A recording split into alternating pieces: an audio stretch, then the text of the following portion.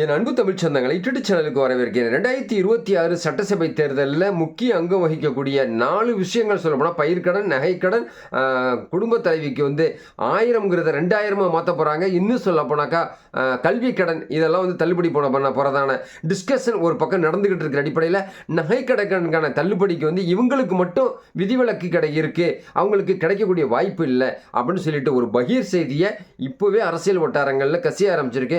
அந்த செய்தி என்ன, யாருக்கு கிடைக்காது, என்ன காரணத்தினால கிடைக்காது அப்படிங்கக்கூடிய பலதரப்பட்ட விஷயங்களை இந்த யூடியூப் சேனல் மூலமாக தமிழக மக்களுக்கு சொல்ல கடமைப்பட்டிருக்கேன். இந்த வீடியோ ஸ்கிப் பண்ணாமல் பாருங்க. வீடியோ பிடிச்சிருந்தா லைக் பண்ணுங்க, கமெண்ட் பண்ணுங்க, ஷேர் பண்ணுங்க. புதிய நண்பர்கள் யாரும் சப்ஸ்கிரைப் பண்ணி யூடியூப் சேனலுடைய நெருங்கிய சொந்தங்களை அடங்க பக்கத்தில் இருக்க பெல் பட்டனை கிளிக் பண்ணிக்கோங்க. நம்பர் நோட்டிஃபிகேஷன் உடனுக்குடன் கிடைக்கும். நண்பர்களே, 2026 சட்டசபை தேர்தலில் 5 முனை போட்டி நடக்க போகுது அப்படின்னு சொல்லிட்டு பிரேமலதா அவர் சொல்லியிருக்காங்க. தேமுதிகவில் பாஜகவுடைய அண்ணாமலை அவர்கள் சொல்லியிருக்கிறாங்க.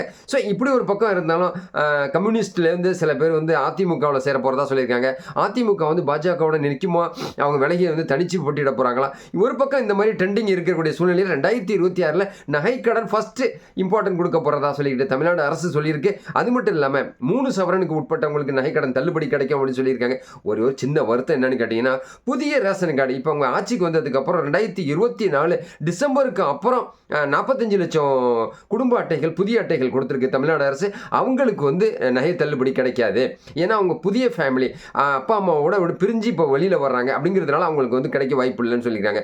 புதிய விலாசம் அதாவது பழைய நேட்டிவ் அந்த வீட்டை விட்டு அது இன்னும் சொல்ல போனாக்கா பழைய வீட்டிலே இருப்பாங்க, சிட்டிசனாக இருப்பாங்க, அதுலேயே ரெசிடென்சியாக இருப்பாங்க. அவங்க வெளியில் வந்துட்டாங்கன்னு சொன்னால் அவங்களுக்கு ஒரு வாய்ப்பு கிடைக்காது அப்படின்னு சொல்கிறாங்க. ஒரே வீட்டில் 2 கார்டு 3 கார்டு அப்படி இருந்துச்சுனாக்கா அவங்களுக்கும் கிடைக்காது அப்படின்னு சொல்லிட்டு புதிய செய்திகள் வந்திருக்கு. இதில் 45 லட்சம் புதிய கார்டு இப்போ அவங்க கொடுத்துருக்குறாங்க.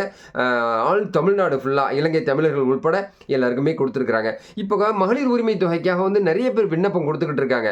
ஏன்னா எனக்கும் 1000 ரூபா வரும், என் தம்பிக்கு 1000 ரூபா வரும், அண்ணனுக்கு 1000 ரூபா வரும், சித்தப்பாக்கு 1000 ரூபா வரும். ஒரே குடும்பமாக இருப்பாங்க, ஒருத்தருக்கு மட்டும் ஏன் வருது, ரேஷன் கார்டை பிரித்து காட்டுவோம், அட்ரஸை மாற்றி காட்டுவோம் அப்படின்னு சொன்னதுனால அவங்களுக்குலாம் ரேஷன் கார்டை வழங்கிக்கிட்டு இருக்காங்க. இன்னும் கொடுக்க போகிறதா இருக்காங்க. இன்னும் 10,000 ரேஷன் கார்டு வரையும் கொடுக்கக்கூடிய ஒரு பணிகளை தொடங்க போகிறதா சொல்லிட்டு கூட்டுறவுத்துறை அமைச்சர் சொல்லியிருக்காங்க.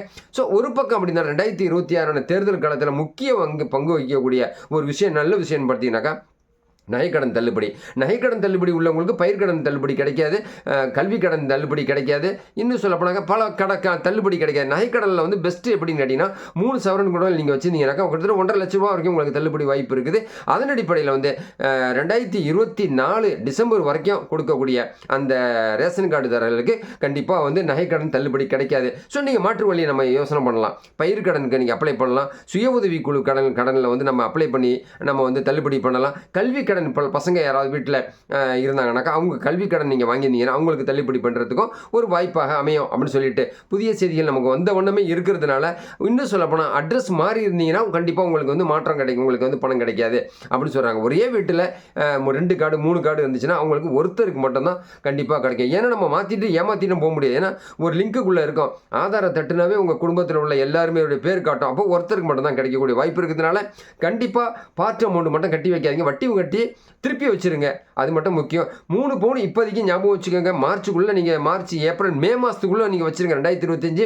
அப்போ 2026 மே மாதத்துக்குள்ளே எலெக்ஷன் வர்றதுனால உங்களுக்கு தள்ளுபடி கிடைக்கக்கூடிய ஒரு வாய்ப்பு இருக்குது, பொண்ணான வாய்ப்பு இருக்கிறதுனால சுட சுட லைவாகவும் உங்கள்கிட்ட நான் வீடியோ போட்டு உங்கள்கிட்ட நான் பேசணும்னு ஆசைப்பட்றேன். ஸோ இந்த மாதிரி விஷயங்களை நீங்கள் தெரிஞ்சுக்கிறதுக்கு யூடியூப் சேனலை சப்ஸ்கிரைப் பண்ணி வச்சுக்கிறது மட்டும்தான் நம்மளுடைய 1 நம்பர் கடமையாக இருக்குது. இந்த வீடியோ பிடிச்சிருந்தா லைக் பண்ணுங்கள், கமெண்ட் பண்ணுங்கள், ஷேர் பண்ணுங்கள். புதிய நண்பர்கள் யாரும் வந்தாலும் மீண்டும் ஒருத்தர் சொல்கிறேன், சப்ஸ்கிரைப் பண்ணி யூடியூப் சேனலுடைய நெருங்கிய சொந்தங்கள் பக்கத்தில் இருக்க பெல் பட்டனை கிளிக் பண்ணிக்கோங்க.